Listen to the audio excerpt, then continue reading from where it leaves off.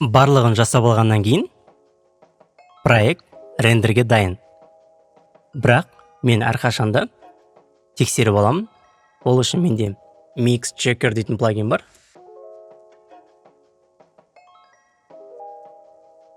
Mix Checker плагині ашылғаннан кейін осы жерде көптеген девайстардың имитациясы бар. Мысалға, телефон тыңдап көрейік.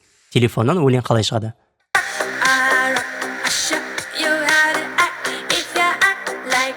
Немесе вакуумный наушниктен, немесе машинаның ішінен,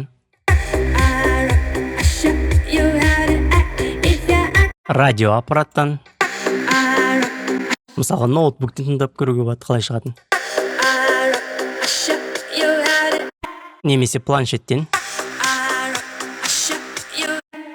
немесе тойдың колонкасынан. Концерттің. Бұның барлығы имитация, но маған көп көмегін тигізеді. Содан кейін проектті рендер жасайық. Ол үшін рендер кнопкасына басамыз. Бұл жерден қалаған папкамызды таңдаймыз. Browse for directory мысалға.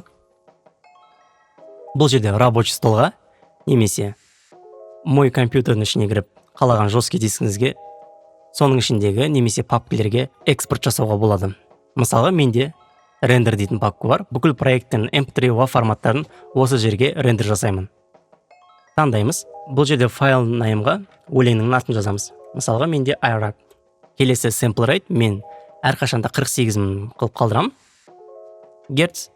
Мен бұл жерде тек қана full speed онлайнмен және онлайн рендермен қолданам. Full speed офлайн режимін көбінесе демолар жіберген кезде уақытша сол кезде қолданам. Ол уақыт алмайды. 1-2 секундта проекттің барлығын тез шығарып береді.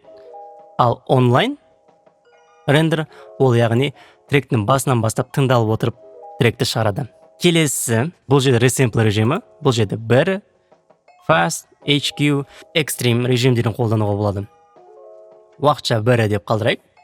Келесі бұл жерде формат, WAV форматы, AV форматы және MP3. Бізге қазір MP3 шығарып көрейік. Бұл жерде master mix таңдаймыз. Толық проект шығару үшін. Және entire project. Немесе time selection'ды белгілеп алып, тек қана бізге проекттің осы бөлігін ғана шығару керек болса, ол кезде time selection таңдаймыз. Сол кезде рендер тек қана осы бөлікте шығарады.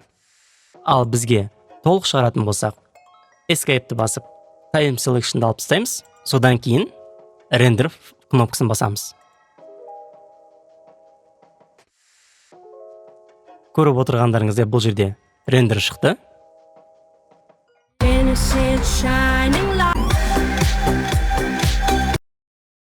Келесі режим онлайн, бағана айтып өткендей.